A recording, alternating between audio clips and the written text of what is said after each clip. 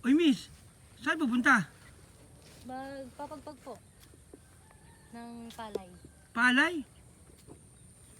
Wala akong nakikita palay. Meron po yan, madami po dyan. Ay, mga nakatumpok-tumpok na yan? Opo, Ano ginagawa niyo dyan? papagpag po namin para may pangbaon po kami bukas. Hapon na. Kakagaling lang pong school. Ah, galing nyo ha. Nakakailang sako kayo dyan? Ano po, madami na po, pag nakakadalawang sako po kami. Oh? Magkano isang sako nyon? Ano po, nasa 300 po. 300? Opo, babayo po kasi yun. Pagbinigas niya, ano? Sisipag nyo ha. Mga ilang oras yung isang sako, mga ilang oras yan? Mga ano po, mga 3 or 2 oras po. Grabe yung sisipag nyo ha.